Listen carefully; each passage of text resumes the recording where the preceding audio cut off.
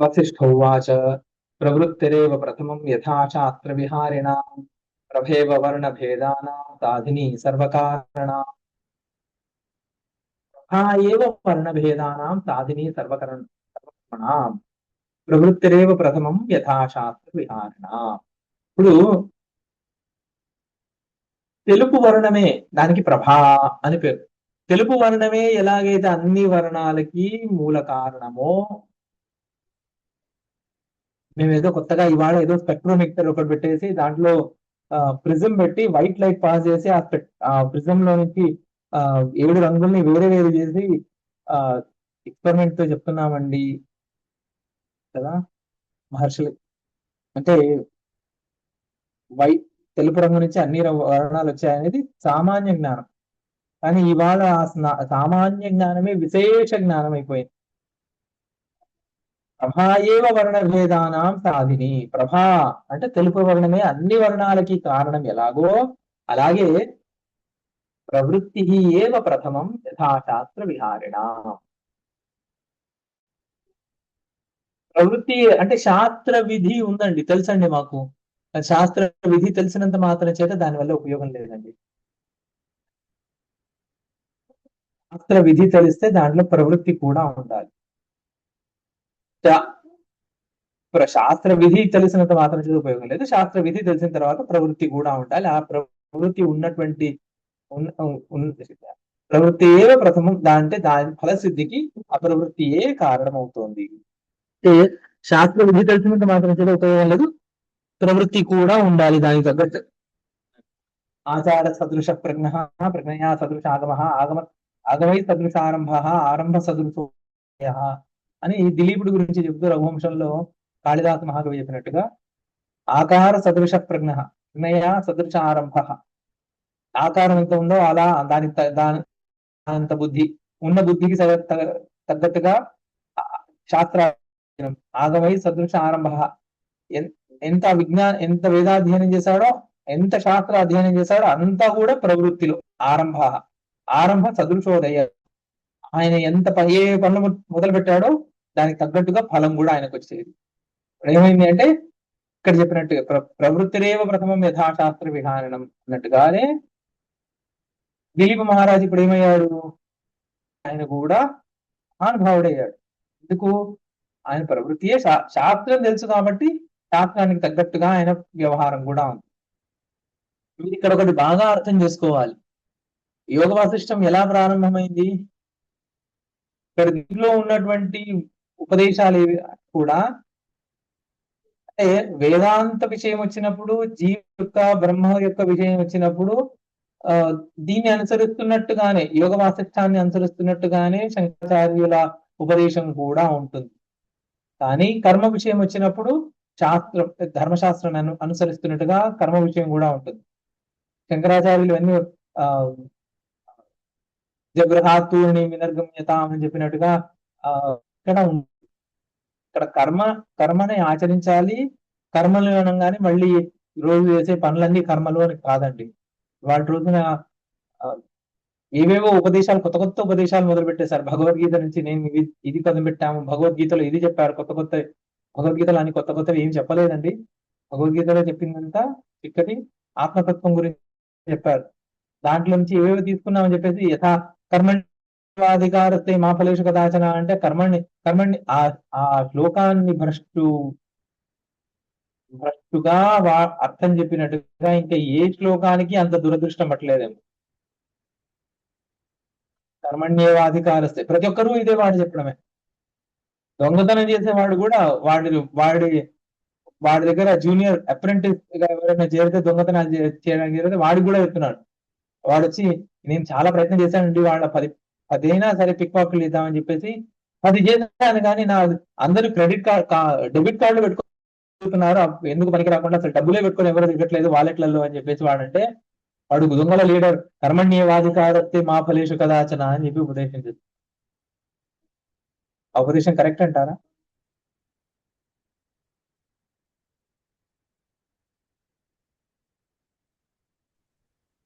చెప్పండి, చెప్పుకోండి చూద్దామని. కరెక్ట్ కాదు. గురువు కర్మ అంటే అక్కడ ఏ కర్మ గురించి చెప్తున్నారు? శాస్త్రం చెప్పిన ఏ శాస్త్రవిహితమైన ఏ ఏ ఏ శాస్త్రము? వేదం అండి, వేదం జైన శాస్త్రం, బౌద్ధ శాస్త్రమా? కాదండి, వేదం. వేద వేద వేద చోదిత ధర్మ ఏవ కర్మ, అవునండి. వేద చోదిత కర్మ ఏవ ధర్మ. వేదం చెప్పినటువంటి కర్మే ధర్మము, వేదం చెప్పినటువంటి ధర్మమే కర్మ. కర్మణ్యేవ అధికారస్తే మా ఫలేషు కదాచన అంటే దొంగతనం మాత్రమే, దొంగ నీవు దొంగవి కాబట్టి నీవు దొంగతనం చేయడంలో మాత్రమే నీకు అధికారం. ఆ వాలెట్లలో నీకు ఎంత డబ్బు దొరికిందో, ఆ ఇంట్లో ఈ ఇంట్లో తిజోరీలు కొడతాయి నీకు ఎంత డబ్బు దొరికిందో దాంట్లో నీకు సంబంధం లేదు అని ఆ ఉపదేశాన్ని అక్కడ అన్వయించుకోకూడదు. ఉద్యోగం చేస్తున్నానండి, నాకేదో ఆ ప్రమోషన్ రావట్లేదు చాలా రోజులుగా.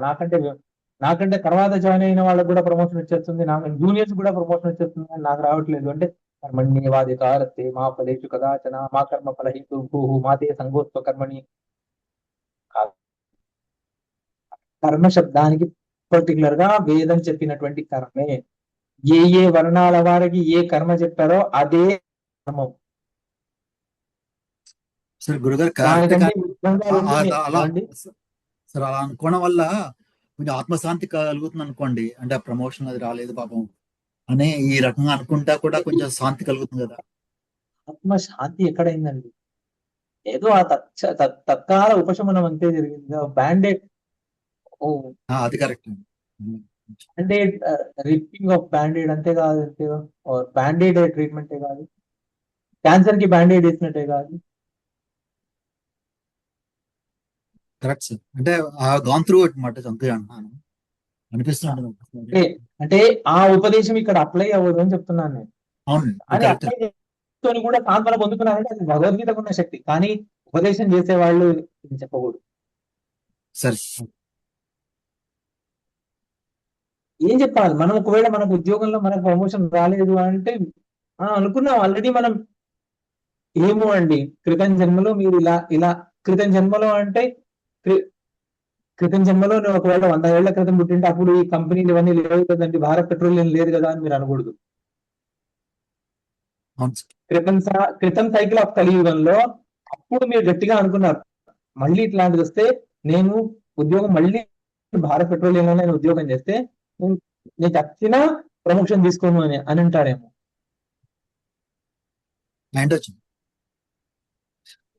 అందుకు అలా చెప్పాలి. అది నిజంగా అప్పుడు శాస్త్రం తగ్గినట్టుగా చెప్పినట్టు అవుతుంది. మరి దానివల్ల సాంత్వన దొరకలేదు కదండి, దొరకదు. సాంత్వన దొరకాలని ఏముంది?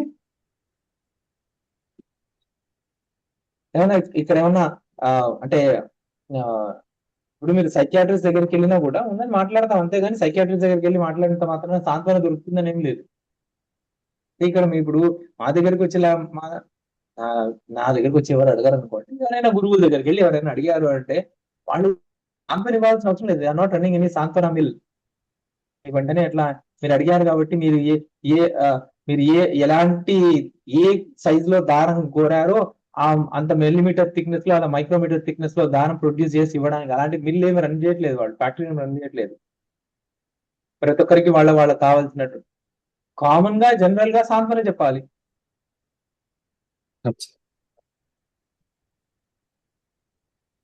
మీరు క్రియేట్ చేసుకున్న లోకమే ఇది ఇప్పుడు మీ చుట్టూ వస్తుంది. ఇలా ఈ నిజం చెప్పలేకపోతే నిజంగా ఉపదేష్ట అనేటువంటి స్థానంలో కూర్చోలేనండి. అలాంటి వాడు గురువులు కాదు, వాళ్ళంతా బరువులు సమాజానికి. ఇప్పుడు అయితే ఈ విషయం సాక్షాత్గా చెప్పకపోతే మీరు వెంటనే ఇలా అని చెప్పేసి మీరు వెంటనే మీ గురువుల్ని దూషిస్తున్నారని అనకూడదు. అయితే కొంతమంది ఏం చేస్తారు, చాలా మంది గురువులు ఏం చేస్తారు, ఈ విషయం మీకే అవగతం అవ్వాలి అని చెప్పి ఒక మంత్రం ఇచ్చి, గణపతి మంత్రం ఇస్తానయ్యా నీకు, కాస్త జపం చేసుకో నీకు సమాధానం దొరుకుతుంది అంటారు. కొంతమంది కొన్ని చోట్ల ఏం చేస్తారంటే సరే, కొంతమంది ఏం చేస్తారంటే ఇది అనుష్ఠానం చేద్దామండి మీకు అయిపోతుంది అంటారు. ఎందుకంటే వాళ్ళతో మీకు గురు శిష్య భావ సంబంధం లేదు కాబట్టి. ఏదో ఉపాధ్యాయ అంటే ఏదో పురోహితుల దగ్గరికి వెళ్ళారు, ఇంటి పురోహితుల దగ్గరికి వెళ్తే సరే అండి ఈ జపము ఏదో అనుష్ఠానం చేద్దాము, వాళ్ళు కూడా ఏదో ఉద్యోగం వెంటనే ప్రమోషన్ దొరుకుతుందని ఏం లేదండి. దానివల్ల కూడా అంటే దానివల్ల సాంత్వన దొరుకుతుంది. ఇప్పుడు గురువు గారి దగ్గరికి వెళ్ళారు, మీ గురువుల దగ్గరికి వెళ్ళారు, వారుండి నేను చెప్పినట్టుగా చెప్పలేదు వెంటనే మీ గురువు వాళ్ళు బరువులు అని మీరు అనుకోకూడదు. వాళ్ళు చాలా మంది ఏం చేస్తారు గురువులు అంటే ఒక మంత్రమో ఏదో శ్లోకమో ఇచ్చి కొద్దిసేపు భగవన్నామ సంకీర్తన చేయమని, కృష్ణ కృష్ణ రామ రామ అనుకో. ఇప్పుడు రామ రామ కృష్ణ కృష్ణ అంటూ ఉంటే ఏమవుతుంది నిజంగా. ఇప్పుడు గర్భంలో ఉన్నప్పుడు మళ్ళీ నేను వెనక్కి వెళ్తున్నాను, ఎందుకు ఈ ఉపదేశం ఇలా చేసుకుంటారని చెప్పేసి. ఇవాళ ఒకవేళ పాఠంలో నేను ఒకవేళ 4-5 శ్లోకాలు కూడా పూర్తి చేయకపోతే ఎవరు ఏమనుకోవద్దు, నేను ఈ విషయం చెప్పి ముందుకు వెళ్దాము. అలాగే ఆ, ఇప్పుడు రామ రామ కృష్ణ కృష్ణ ఎవరెవరి యోగ్యత తగ్గట్టుగా వాళ్ళకు మంత్రము ఏదో ఒకటి ఇచ్చారనుకోండి. ఆ రామనామం చెబితే ఏమైంది, రామనామం చెప్పడం వల్ల కూడా సాంత్వన దొరికిందండి. బ్రహ్మణ్యేవాధికారస్తే అని చెప్పకుండా పోయినా రామరామ రామరామ అనుకోయా, రామనామం జపం చేసుకో, వెంటనే ఇది ఆపదాం అపహర్తానం దాతారం సర్వసంపదాం లోకాభిరామం శ్రీరామం భూయో భూయో నమామ్యం, ఈ శ్లోకాన్ని జపం చెయ్యని చెప్పారు. నాకు ప్రమోషన్ వచ్చేస్తుందా అండి? ప్రమోషన్ వస్తుంది. ఇప్పుడు ఉన్న స్థాయి నుండి మనస్సు పై స్థాయికి వెళ్ళే ప్రమోషన్ వస్తుంది. అంతకంటే గొప్ప ప్రమోషన్ ఏం కావాలి? అది వాళ్ళ మనసులో ఉంటుంది, చెప్పరు. చెయ్యి, నువ్వు గట్టిగా చెయ్యి అంటారు. లేదా 41 రోజులు హనుమత్ స్వామికి ప్రదక్షిణ చెయ్యి అంటారు. దానివల్ల ఏం కలిసి వస్తుంది? అసలు మీరు నిజంగా ఈ అశాంతికి మూలము మీకు ప్రమోషన్ రాలేదని కాదండి. చాలా మంది గురువుల దగ్గర ఇంత మాట్లాడి ఎక్స్ప్లెయిన్ చేసే సమయం ఉండదు కాబట్టి చెప్పలేకపోతారేమో, అథవా వాళ్ళు చెప్పాలనుకున్నా కూడా అక్కడ ఉన్నటువంటి చుట్టూ ఉన్నటువంటి వాళ్ళు వెళ్ళి చెప్పలేకపోతారు. ఏదో ఒకటి ఉంటుంది, లేదా మన ప్రారంభం గురువుల ముఖం నుండి సాక్షాత్గా ఈ మాటలు రావు. కానీ అక్కడ నిజంగా కారణం ఏంటి చెప్పారండి? రామనామం చేసుకో, ఈ అనుష్ఠానం చేసుకో, జపం కలుగుతుంది, ఏదో అనుకున్న పని అయిపోతుంది, మనోవాంఛ ఫలసిద్ధి వస్తూ అని ఆశీర్వదించి పండిచ్చారు. ఏమవుతుంది? ఏంటండి మనోవాంఛ ఫలసిద్ధి వస్తు? మొట్టమొదటి కోరిక ఏంటండి? మనం ఆలోచించడానికి మొదలు పెట్టినప్పుడు ఈ జన్మలో మనం మొట్టమొదటి ఆలోచించి మనం అనుకున్నటువంటి సంకల్పం ఏంటంటే సంకల్ప సిద్ధిరస్తు తన్మే మన శివ సంకల్పమస్తు.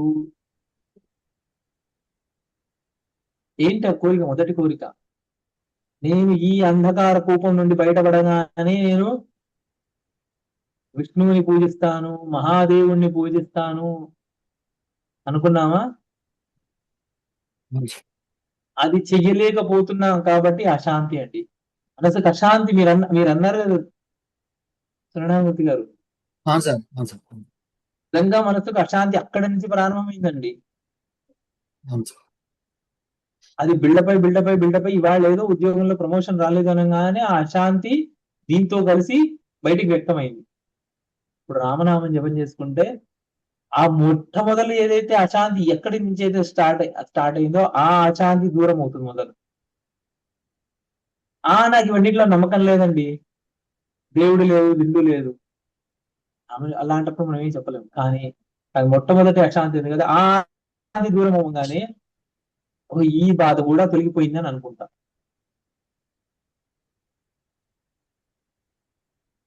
ఇప్పుడు ఏమైంది? ఇప్పుడు వెంటనే ఇలా చేస్తూ ఉన్నప్పుడు మనం మళ్ళీ ఒక లోకాన్ని కల్పించుకున్నాం. ఏంటి? నాకు ఉద్యోగంలో ప్రమోషన్ కావాలి. ఇంతకుముందు వద్దనుకున్నావు కదా, అప్పుడు ఇచ్చినందుకు అప్పుడు బాధ వేరు, ఇప్పుడు రానందుకు దానికంటే ఎక్కువ బాధ ఉంది, అందుకే నాకు ఇప్పుడు కూడా ప్రమోషన్ కావాలి అనుకున్నాం. ఆ రామనామం జపం చేస్తున్నందు వల్ల ఏదో మనస్సు క్లారిటీ వచ్చి మళ్ళీ ఉద్యోగంలో ప్రమోషన్ రాజకీయంగా రావాలా లేకపోతే టాలెంట్ తో రావాలా ఆలోచించి రాజకీయంతో రావాలని నిశ్చయమై అవతల వాడు ఎలాగైతే మనకంటే ముందు వెళ్ళిపోయాడో అలాగే మనం కూడా అవతల వాడికంటే ముందు వెళ్ళాలి అని చెప్పేసి ఏదో ఒకటి చేసి ప్రమోషన్ తీసుకున్నాం. ఇప్పుడు ఏమైంది? అంతలోత్వ నేను గురువు గారు ఇచ్చారు మంత్రము, ఆ మంత్రం వల్లే నాకు ప్రమోషన్ వచ్చింది.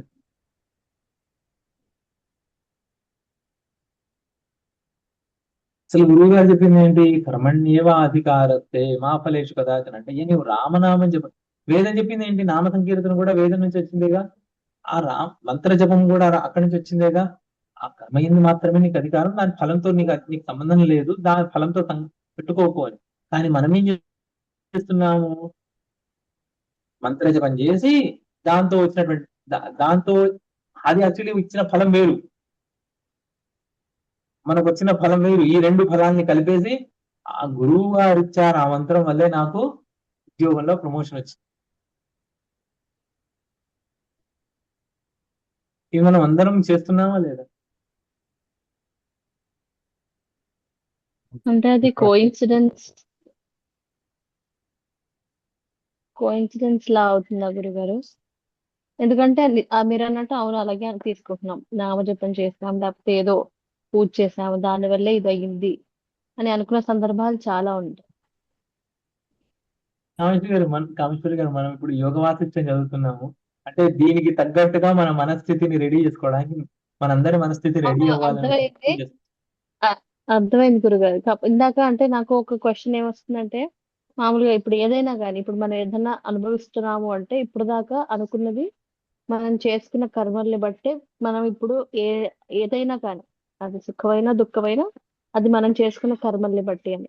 కానీ ఇప్పుడు మనం లాస్ట్ 2 క్లాసెస్ నుంచి విన్నది ఏంటి అంటే మనం అది మన పూర్వజన్మ అలా కానీ లేకపోతే మనం ఏదైతే అంత లోకాన్ని ఆ అనుకుంటామో పూర్వజన్మ అనడానికి ఎందుకు అంత సంశయిస్తున్నారు? మీకు ఇంకా డౌట్ ఉందా? పూర్వజన్మ పునర్జన్మ ఇవన్నీ లేదు ఉన్నాయా లేదా అని?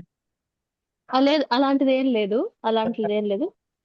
కాకపోతే అంటే మనం అప్పుడు ఏదైతే మనం గట్టిగా అనుకుని మనం ఒక ఇలా ఉండాలి అలా ఉండాలి అని మనం అనుకుని అది మనం అచీవ్ చేయలేకపోయామో దాన్ని ఇప్పుడు మనం అనుభవిస్తున్నాము. అది మనం లాస్ట్ 2 క్లాసెస్ నుంచి మనం డిస్కస్ చేస్తున్నాం గురుగారు. సో అందుకే అంటే is it not based on karma what we have done or is it just based on our thought process అనేది నేను రిలేట్ యద్భావ తద్భవతి.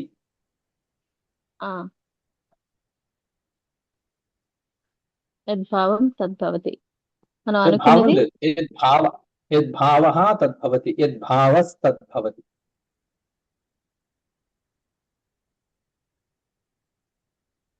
ఓకే. సో మన ఆలోచనలే అంటే ఇప్పుడు ఏదో ఒక పుణ్యకార్యం చేస్తూ చేసినటువంటి ఆలోచన. ఆలోచన అందుకే లాస్ట్ క్లాస్ లో మీరు అన్నారు అసలు అది ఇంకో జన్మ కూడా ఎందుకు కావాలనుకోవాలి, అసలు ఏమీ అనుకోవద్దు. ఆ, అంటే జస్ట్ మీరు చెయ్యాల్సిందే చెయ్యండి అంతే.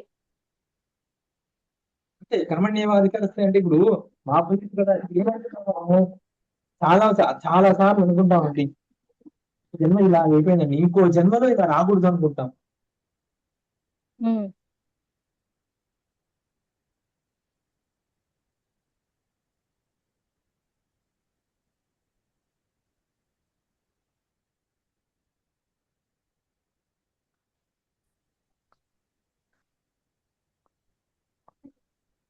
అనుకున్నావా లేదా అండి? అనుకున్నాం. అలా అనుకున్నప్పుడు వెంటనే ఏమైపోతుంది?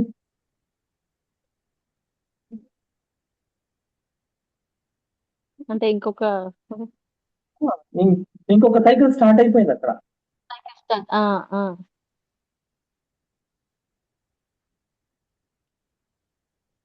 ఈ మ్యాచ్ లో అవుట్ అయిపోయారు క్రికెటర్. నెక్స్ట్ మ్యాచ్ లో నేను బాగా ఆడతాను.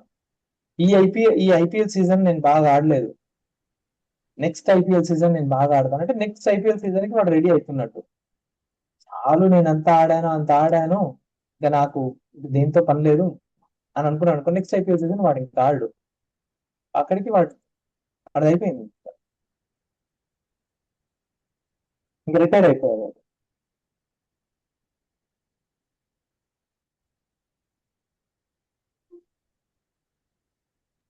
అవును. మనసా వాంఛతే యచ్చ యథా శాస్త్రం సకర్మణ న కర్మణ సాధ్యతే మత్తలీలాసో మోహిని నార్థ సాధిని.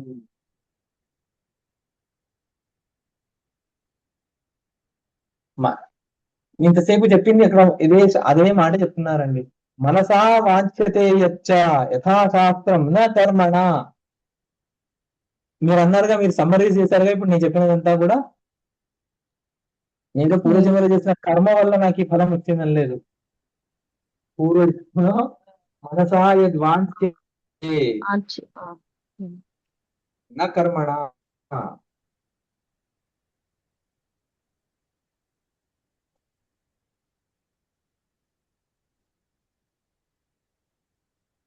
మనసులో ఏదైతే కోరుకున్నామో శాస్త్ర విధిని అనుసరించకపోవడం, ఇది మత్తలీల, ఉన్మత్త క్రీడ దీని పేరు. న కర్మణ సాధ్యతే యథాశాస్త్రం న కర్మణ సాధ్యతే. అదే ఇది మోహ కారణం అవుతుంది. మోహ కారణం అయితే ఏమవుతుంది?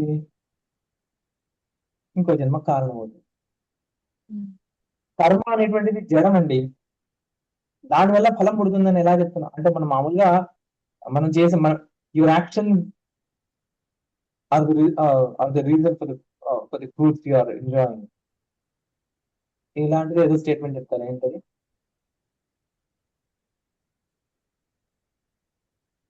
యాక్షన్స్ డోంట్ బేర్ ఫ్రూట్స్ అండి, బికాస్ యాక్షన్స్ ఆర్ జడం.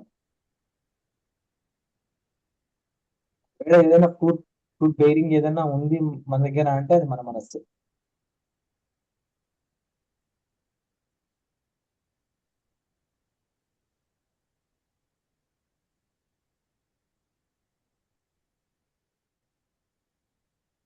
తం యదతే యేన తథా తేన అనుభూయతే స్వకర్మ వేతి చాస్తే అన్య వ్యతిరిక్త సదైవ కృతు.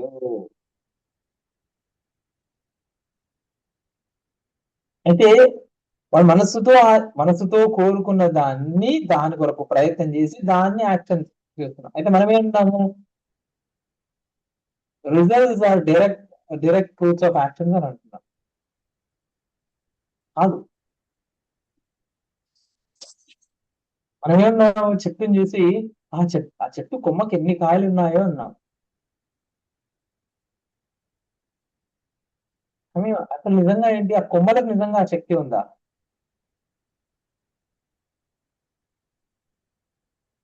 ఏది నిజంగా కాయల్ని అవన్నీ చేస్తోంది? ఎక్కడి నుంచి వస్తుంది? మూలం నుంచే కదండి. మనం ఎప్పుడు కూడా చూడట్లేదు. మనం ఎప్పుడు కూడా ఆ సూపర్ఫిషియల్ గా ఏదైతే ఉందో దానికే రిజల్ట్స్ అన్నింటినీ అట్రిబ్యూట్ చేస్తున్నాం. ప్రతి చోట అదే, ఎక్కడైనా అంతే అండి.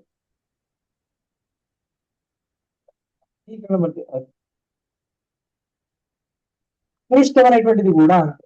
ఇప్పుడు మనం అనుకున్నాము, మనం ఏదో అనుకోలేదు, కానీ ఒక మంచి పని అయిపోయింది. మనం వెంటనే అదృష్టం ఉంటున్నాం.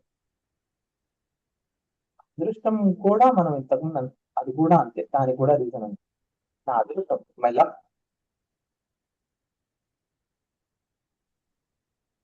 ఉచ్ఛాస్త్రం శాస్త్రితం చేతి వివిధం పౌరుషం స్మృతం తత్రోచ్ఛాస్త్రం అనర్థాయ పరమార్థాయ శాస్త్రితం.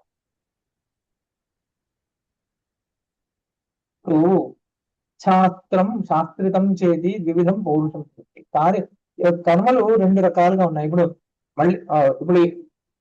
సరే, లోకం ఎలా ఉందో అలాగే శాస్త్రం కూడా చెప్పాలి కదా. అరే, లోకంలో అనుకుంటున్న దాన్ని సరే నిజంగా ఇదండి, కానీ శాస్త్రం చెప్పాల్సి వచ్చినప్పుడు లోకం లెవెల్ కి దిగే చెప్పాలి. ఇక్కడ మళ్ళీ లోకం లెవెల్ కి దిగి చెప్తున్నారు ఏమని? ఈ కర్మలు రెండు రకాలుగా ఉన్నాయండి. శాస్త్రం శాస్త్రితం. శాస్త్ర విహితమైనటువంటి కర్మ, శాస్త్ర విహితం కానటువంటి కర్మ, శాస్త్ర విరుద్ధమైనటువంటి కర్మ. శాస్త్రోచితమైనటువంటి కర్మ పరమార్థం కొరకైతే, శాస్త్ర విరుద్ధమైనటువంటి కర్మ అనర్థం కొరకు సిద్ధంగా ఉన్నది.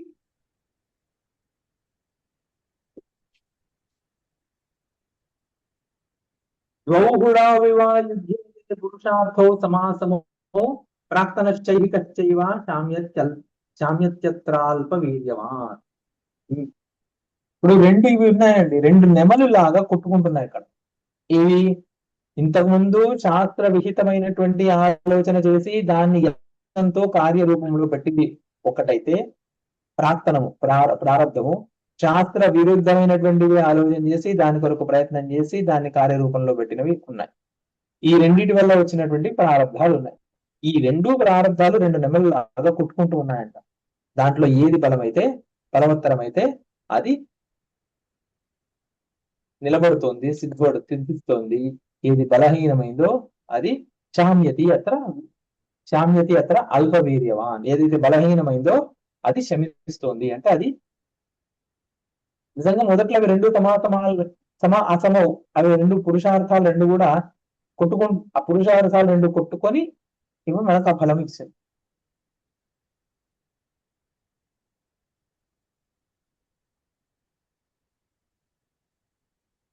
పురుష ప్రయత్నేన యతితవ్యం యథా తథా పుంసా తంత్రేణ సద్యోగాద్యేన చూడండి,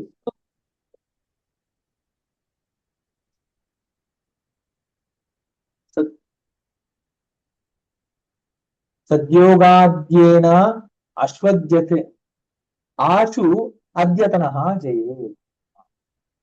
సద్యః గాద్యేన ఆశు అద్యతన జయేత్. తప్పుబడింది. సద్యోగ ఆద్యేన ఉండాలి. సద్యః గాద్యేన అని పరిచ్ఛేదం పడేది తప్పు. సద్యోగ ఆద్యేన ఆశు అద్యతన జయేత్.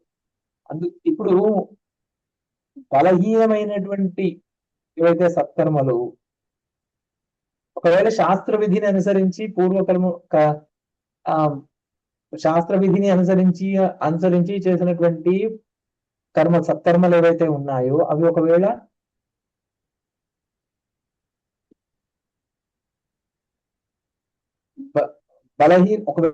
బలహీనాలైతే ఈ జన్మలో అవి చేయకూడదు. ఎందుకు చేయకూడదు కాదు, చేయలేవు కూడా. ఎందుకు? అవి బలహీనములు కాబట్టి. ఇప్పుడు ఒకే ఇంట్లో ఇవన్నీ అంటే ఎందుకు జరుగుతున్నాయి? ఒకే ఇంట్లో పుట్టిన వాళ్ళు కూడా ఎందుకు వేరే అంటే వాళ్ళ కర్మ అని అంటున్నాం, కానీ వాళ్ళ కర్మ అనే దానికంటే ముందు ఇదంతా ఇంత వెనకాల ఇంత ప్రాసెస్.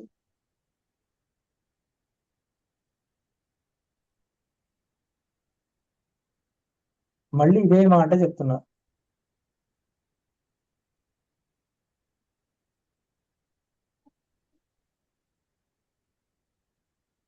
ద్వాహుడా వివయుధ్యేతే పురుషార్థో సమాసమో ఆత్మీయశ్చాన్యదీయశ్చ జయత్ అతి బలస్తయో. ఇంతకుముందు ఏమన్నాము? ఏదైతే బలహీనమో అది రాలిపోతుంది అన్నా. ఇక్కడ ఏమంటున్నాము? ఏదైతే బలవంతమో అది గెలుస్తుంది.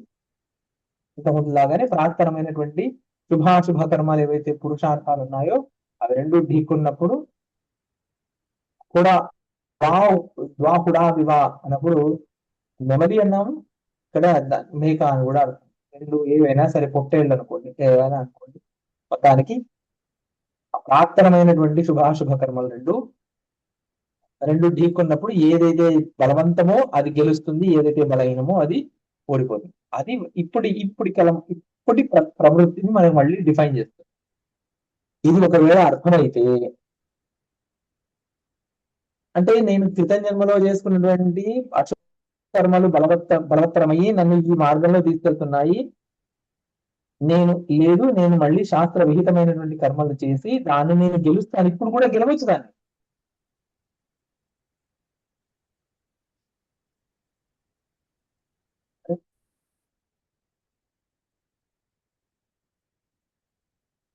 ఇప్పుడు ఎలా ఉందండి లోకంలో ఉదాహరణ?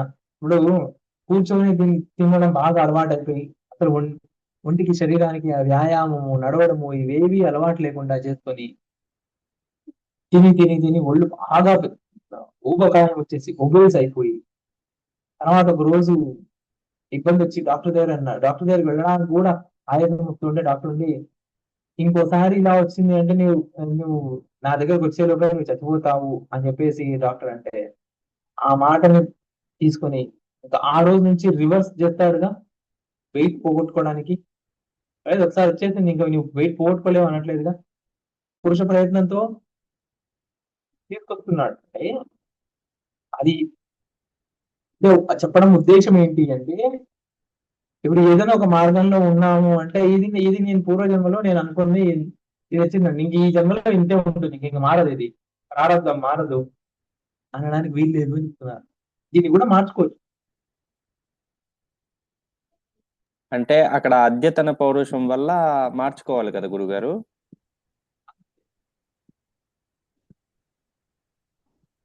ఒకవేళ అరిష్టాలు ఎక్కువ సంభవిస్తే స్వయంకృత దుష్కర్మల దురాలోచన జనిత శాస్త్ర విరుద్ధ దురాలోచన జనిత దుష్కర్మల ఫలం అని అనుకోవాలి. అంతేగాని ఎందుకండి పరమేశ్వరుడు నీ కష్టాలు ఇస్తాడు, దేవుడే లేడండి, దేవుడు అంటే నాకు నీ కష్టాలు ఇస్తాడా? ఎంతమంది నోట వినుంటాం ఈ మాట.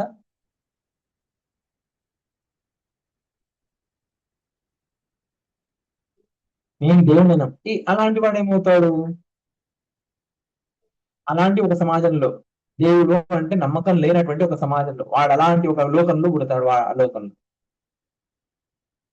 వాళ్ళది ఉంటుంది చూడండి నరకము.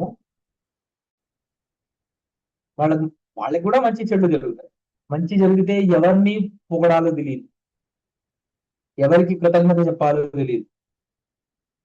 ఏదైనా చెడు జరిగితే ఎవరిని నిందించాలో తెలియదు.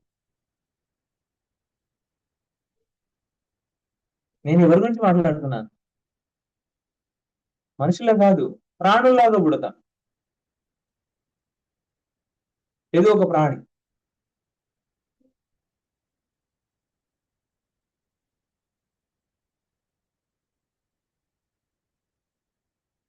మొత్తానికి పరం పౌరుషమాశ్రిత్య దంతా విచూర్ణయన్ శుభేన అశుభం ఉద్యుక్తం ప్రాక్తనం పౌరుషం జయే. మరి ఇప్పుడు ఒకవేళ అరిష్టాలు జరుగుతున్నాయంటే ఏం చేయాలి? మంగళకరమైనటువంటి పనులు ఏమైనా చెయ్యాలి. ఇప్పుడు చాలా ఈజీ ఏంటి, ఏమి తిట్టేసి ట్విట్టర్ మీదో లేకపోతే వాట్సాప్ గ్రూప్ లో స్టేటస్లోనో లేకపోతే సోషల్ మీడియా ఏదో ఒకటి ఇన్స్టాగ్రామ్ ఫేస్బుక్ ఎక్కడో వెళ్ళిపోయి దేవుణ్ణి 10 మాటలు తిట్టేసి అందుకే దేవుడు లేడు అని చెప్పేసి పెట్టేసి దేవుణ్ణి పూజించే వాళ్ళందరూ తగలుబాచీలు, నీచులు, దుష్టులు అని చెప్పేసి పెట్టడం మొదలుపెట్టి ఇలా చెప్తూ ఉండగా ఎవడెవడో వచ్చి తగులుకుంటాడు.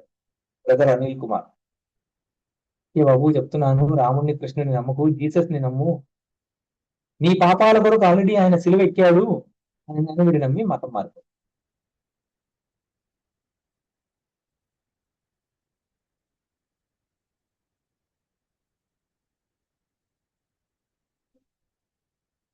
ప్రార్థన పురుషార్థోతో మాం నియోజయతి ఇది ధీహి బలాత్ అధస్పదీకార్య ప్రత్యక్షాత్ అధికా.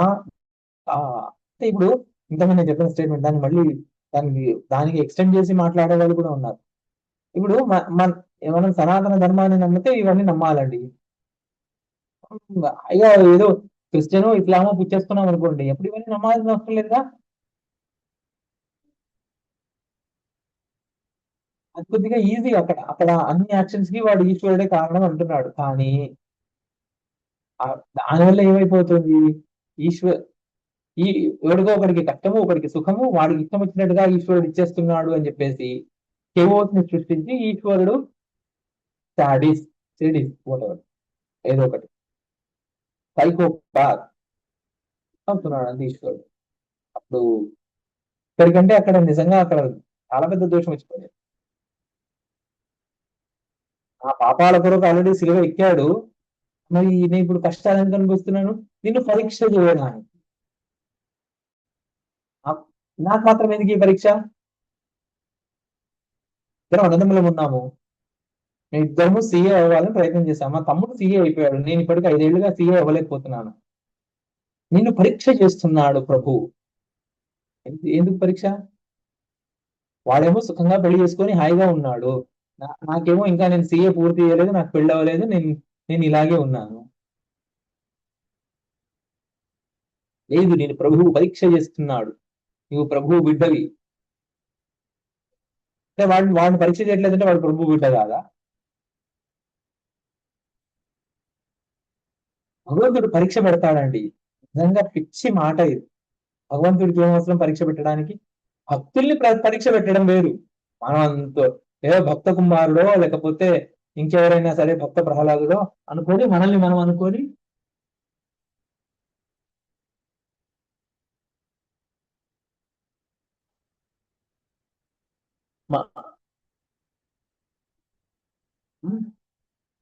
మనల్ని పరీక్ష ఎందుకు పెడతాడు? భక్తి ఉంటే భక్తిని పరీక్షిస్తాడు, వ్యక్తి కాదు అక్కడ. నిన్ను భక్తుడిని కూడా ఎందుకు పరీక్ష ఇస్తాడు అంటే, భక్తుడు ఎలా చూస్తున్నాడు దాన్ని బట్టి అండి. అందరి భక్తులకి పరీక్ష ఉండదండి. అంటే పరీక్షలు లేనటువంటి వాళ్ళు ఎవరైనా ఉంటే వాళ్ళ పరీక్ష వాళ్ళ జీవితంలో లేదు, వాళ్ళు అన్ని సాఫీగా సాగిపోతారంటే వాడు భక్తుడు కాదు.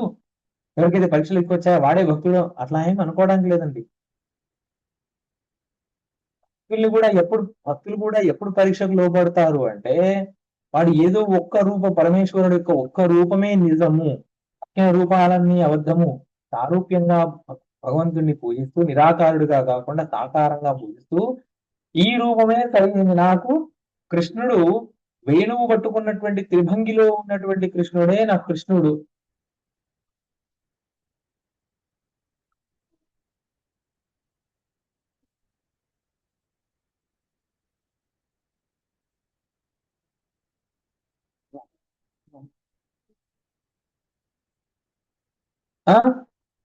అలాంటిది ఏదైనా ఉంటే అప్పుడు వాడికి పరీక్షలు వస్తాయి. నాకు పండరినాథుడే విఠలుడు, ఆయన మాత్రమే ఆరాధ్య దైవం.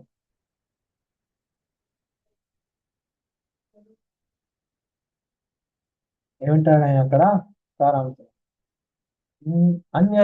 అన్యదైవము కొలువా అని అంటాడు కదండి. తుకారమేనా అండి? అన్యదైవము కొలువా నీదు నామము విడువా అని వస్తుంది. శివుడి పేరు పాట అది, రావణాసురుడు. శివుడి పేరు నీలగంధర ఆ పాట గురుగారు. నీలగంధర దేవ మొత్తానికి లేదు. ఇక్కడ కూడా అంతే, పండరినాథుడే నాకు దేవుడు. ఇక్కడ తుకారంలో కూడా ఇలాంటిది ఏదో పాట,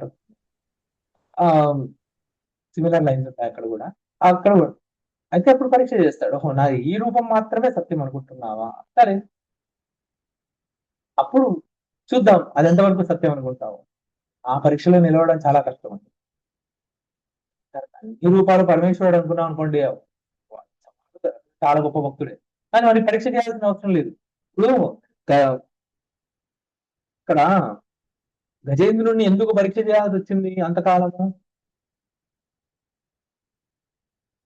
ఓ వైకుంఠంలో ఉన్నటువంటి విష్ణువు నన్ను రక్షించవయ్యా అన్నాడు. ఓ నేను వైకుంఠంలో మాత్రమే ఉన్నాను అనుకుంటున్నాను, కానీ వైకుంఠం నుంచి నేను రావడానికి సమయం పడుతుంది.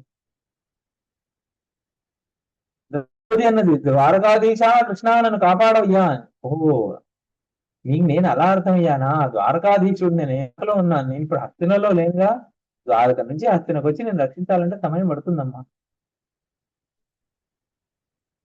అరుణాచలేశ్వర, అరే నువ్వు అరుణాచలానికి వచ్చినప్పుడు నేను చూసుకుంటాలే నేను.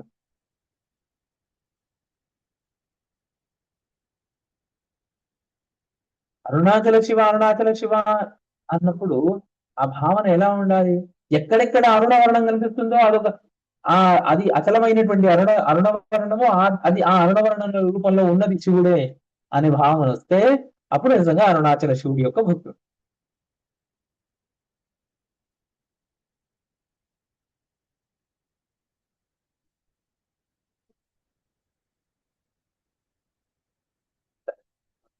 ఇది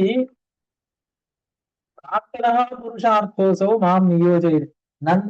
ఇప్పుడు ప్రస్తుతం నేను ఉన్నటువంటి పరిస్థితి, నేను పూర్వం సంకల్పించినటువంటి ఆ సంకల్పం వల్ల శాస్త్ర విరుద్ధమో శాస్త్ర సమ్మతమో అయినటువంటి సంకల్పము తద్జనిత కర్మ వల్ల వచ్చినటువంటి ఫలము ఇప్పుడు నేను అనుభవిస్తున్నాను అని అనుకొని బలాద్ అధపదీ కార్య, దాన్ని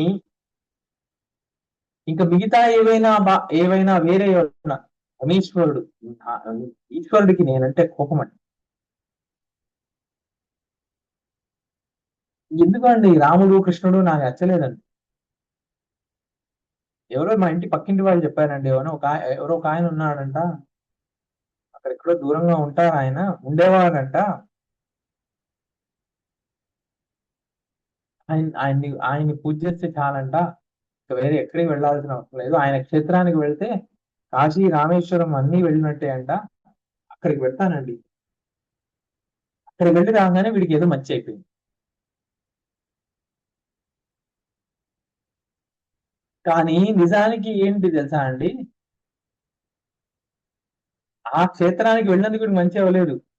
కాశీ రామేశ్వరం ఇవన్నీ వెళ్ళినా కూడా ఏం మంచి జరగలేదు. ఇక్కడికి వెళ్తే మంచి జరుగుతుంది. కాశీ రామేశ్వరం అని ఒకే మాటలో అన్నాడు కదండి, అందుకు వాడికి ఏదో మంచి.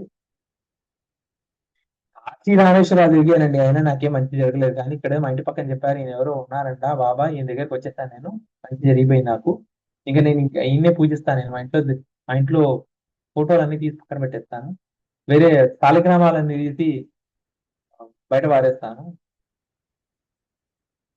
ఈయనకి పెద్ద వెండి సింహాసనం నేను కూర్చోబెడతాను నేను ఇంకా. ఇప్పుడు జీవితం అక్కడి నుంచి మొత్తం చెప్తూనే ఉంటాడు, ప్రతిరోజు చెప్తుండే ఉంటాడు, కాశీ రామేశ్వరం వెళ్ళానండి నాకేం కాలేదు, ఇక్కడికి వెళ్ళా నాకు మంచి అయిపోయింది. కాశీ రామేశ్వరం ఒకే ఊపిరిలో కాశీ రామేశ్వరం అంటే మంచి జరిగిపోతుందండి. కానీ ఈ మూర్ఖుడికి ఏమర్థమైంది, అక్కడికి వెళ్ళానండి, కాశీ రామేశ్వరం వెళ్ళాను నాకు మంచి జరగలేదు, అక్కడికి వెళ్ళాను అందుకే నాకు మంచి జరిగింది అన్నాడుగా, అంతలోనే ఉన్నాడు. మళ్ళీ తర్వాత జన్మ ఏంటి, ఆయనకి కుక్కలంటే ఇష్టం అండి, గుళ్ళో కూడా కట్టేసుకోవచ్చు, వీడు కుక్క పుడతాడు.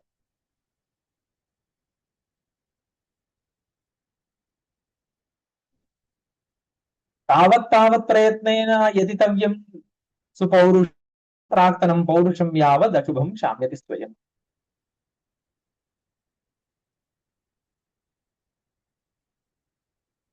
ఎప్పటిదాకా సత్కర్మలు చేయాలండి, ముందే చెప్పాము, ప్రాక్తన దుష్కృతము అద్యతన సత్కృతం ఇవి కూడా పోరాడతాయి.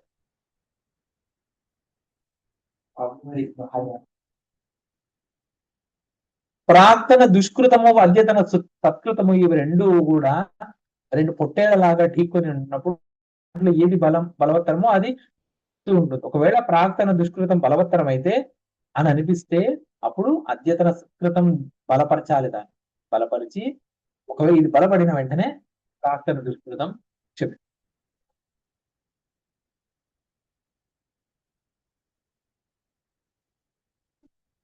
ఏమైనా ప్రశ్న ఉన్నాయండి దీంట్లో? లేదు గురుగారు, ఇందాక నేను అడిగిన దానికి క్వశ్చన్ కి ఆన్సర్ దొరికింది. దోష శామ్యతి అసందేహం ప్రాక్తనం అద్యతనై గుణై దృష్టాంతోత్ర హి అస్తనస్య దోషస్యాద్యగుణై క్షయ. ఒకవేళ ప్రాక్తనం దోషమైతే అద్యతన గుణాల వల్ల అది తప్పకుండా జయించబడుతుంది. ఎప్పుడు అద్యతన గుణాలు బలవత్తరమైనప్పుడు.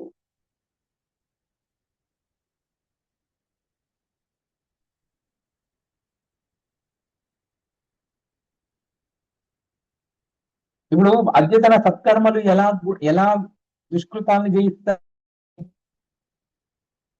అంటే,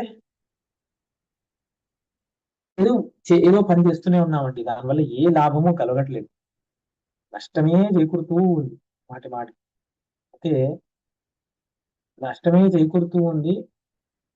ఏదో ఆ జపము ఈ జపము చేస్తూనే ఉన్నాము, కానీ దానివల్ల ఏది ఉపయోగం కలగలేదు. మరి ఇలాగండి అంటే మళ్ళీ మంచి సత్కృతులే చేస్తూ ఉండాలి, అప్పుడు ప్రార్థన దుష్కృతులు అవి తొలగిపోతాయి. అంటే ఇప్పుడు నేను వ్యాపారం చేస్తున్నాను, వ్యాపారంలో లాభం వచ్చేస్తుందా అండి చేస్తే, ఈ మంత్రం జపం చేస్తే అన్నది ఖచ్చితంగా రాదని చెప్తాను. కానీ లోకంలో ఇలా చెప్పలేము, ఎవరన్నా అడిగితే వస్తుందండి ప్రయత్నం చేయండి అని చెప్పాలి, కానీ నిజంగా అయితే రాదు. ఏమొస్తుందండి మరి, దుష్కృతులు జయింపబడతాయి, సత్కృతులు బలవత్తరములైనప్పుడు నీకు మళ్ళీ జన్మంటూ లేకుండా కావలసిన యోగ్యతని నీకు తెచ్చి పెడతాయి. అలా భావన వచ్చినప్పుడు ఇక మళ్ళీ జన్మ వద్దండి అని ఎప్పుడైనా ఏ రోజు అనిపిస్తుందో మీకు, ఆ రోజు నుంచి ఇంకా దాని కొరకు ప్రయత్నం చేయాలి. ఈశ్వర్ పర ఇప్పుడు ఆ, ఎన్నిసార్లు మనకు ఈ భావన వస్తుందో జన్మినప్పటి నుంచి, పుడుతూ ఉన్నప్పటి నుంచి, పుట్టినప్పటికి కాదు, పుడుతూ ఉన్నప్పటి నుంచి ఎన్నిసార్లు వస్తుందో, ప్రతి సందర్భము తీసుకొచ్చి మళ్ళీ అక్కడికే నిలబడుతున్నాను. మళ్ళీ జన్మ వద్దు ఇంకా.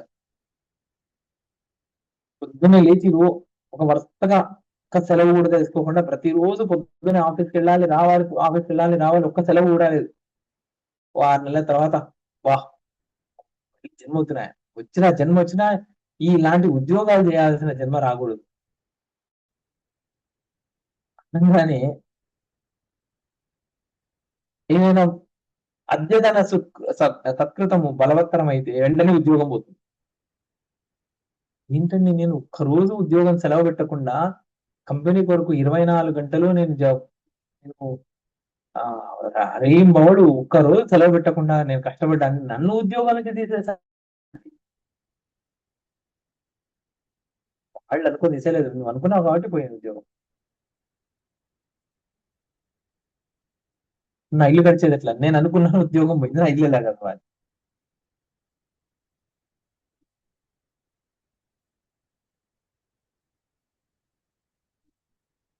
అంటే భార్యా పిల్లల్ని పోషించడము, తల్లిదండ్రుల్ని పోషించడము, తన మీద ఆధారపడి ఉన్నటువంటి వాళ్ళందరినీ పోషణ చూసుకోవడం, అది కూడా కర్తవ్యం. కాబట్టి అప్పుడు మనకు ప్రకృతి ఏం చేస్తుంది అంటే, ఒకవేళ మన సత్కృతములు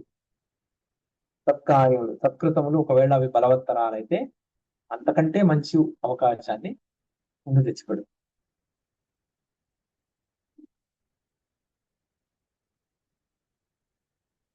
ఈ భగవద్గీతకి అర్థం చెప్తే ఇలా చెప్పాలి.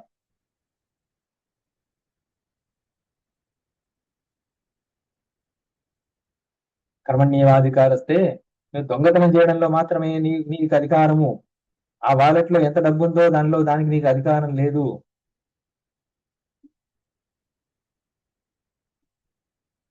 దేశం కొరకు పోరాడేవాడి గురించి చెబితే వాడు ఏమండి, నేను ఎన్నిసార్లు ఈ టెర్రరిస్టులు చెప్పాలండి, ఒకటి చంపితే 10 మంది వచ్చి కూర్చుంటున్నారు కదా. అంటే వాడికి చెప్తున్నా కర్మణ్యేవాధికారస్తే అని, దేశం కొరకు పోరాడుతున్న వాడి కొరకు చెప్పినా ఒక పర్వాలేదు. కానీ ఇక్కడ అసలు శాస్త్ర విహితమైనటువంటి కర్మ ఒక్కటి కూడా ఆచరించకుండా శాస్త్ర విరుద్ధమైనటువంటి కర్మలే ఆచరిస్తూ ఉన్నటువంటి ఒకటిని చూసి, వాడికి ఏదో ఒక చిన్న పని, వాడికి ఆ పని చెప్పారు, దాంట్లో వాడి ఫలానికి వాడు అనుకున్నటువంటి రిజల్ట్ రాలేదు, అలాంటి వాడు డిప్రెషన్ లో ఉంటే వాడికి చెప్తే శాస్త్రాన్ని అబద్ధ ప్రచారం చేసిన పాపం.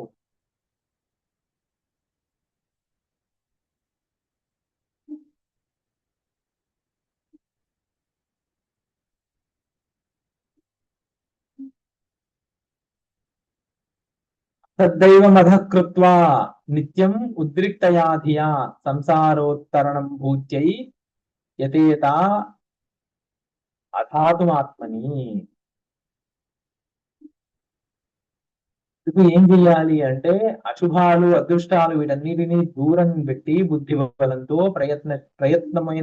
ప్రయత్నశీలమైనటువంటి బుద్ధి బలంతో వీటన్నిటిని దూరం పెట్టి సంసారాన్ని తరించేటువంటి శమదమాదుల్ని పెంచుకోవాలి. రోజు యొక్క ఉపదేశం అక్కడ దాకా.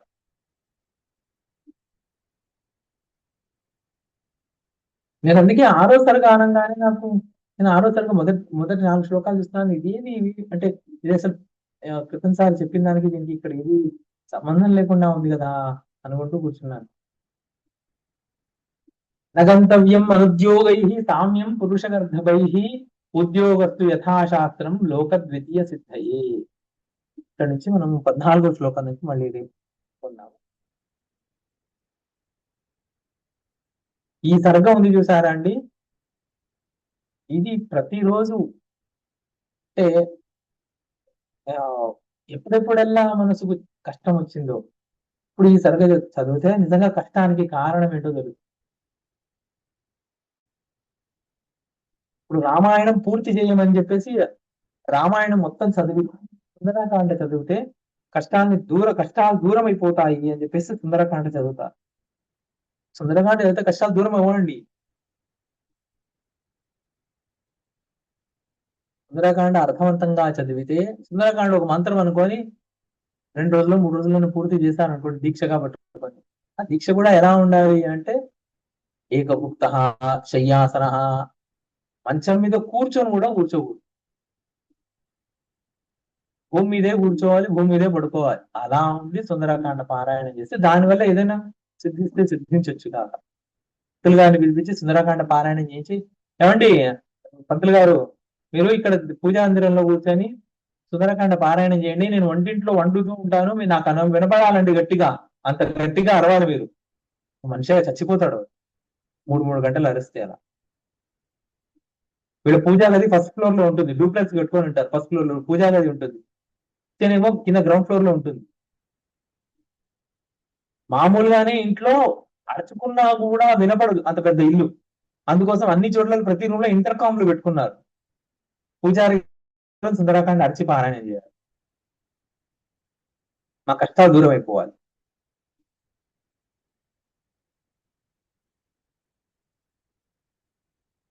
నీకు సుందరకాండ వినాలి అంటే నువ్వు దగ్గర కూర్చొని విను, ఆయన అరవడం చెప్పడం. నేను వంట చెప్తూ ఉంటానండి.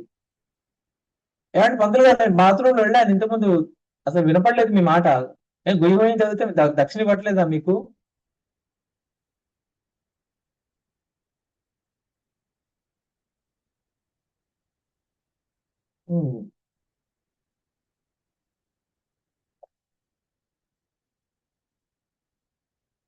ఇదే ఇక్కడ చెప్తున్నామండి. ఏమనుకోక ఇవాళ సరిగా పూర్తి అవ్వలేదు, 10 శ్లోకాలే అయ్యాయి. ముందుగానే అనుకున్నాం కదా, దాని దగ్గరగానే అయ్యింది. మళ్ళీ మనం రేపు కలిసినప్పుడు 14వ శ్లోకం నుంచి మనకు గురు బ్రహ్మ గురు విష్ణు గురుర్దేవో మహేశ్వర గురు సాక్షాత్ పరబ్రహ్మ తస్మై శ్రీ గురవే నమః. సంస్కృతం మే ప్రియా భాష, సంస్కృతం చింతయామ్యహం. సంస్కృతేన సదా వచ్మే సంస్కృతాయ చ జీవనం, సంస్కృతాన్యతం సర్వం సంస్కృతస్య వ్రతి సదా, సంస్కృతే మే దృఢా భక్తిః హే సంస్కృతమోస్తు. శివాయ గురవే నమః. శ్రీ విష్ణు రూపాయ నమః శివాయ. శ్రీ కాశీ విశ్వనాథాయ నమః శివాయ.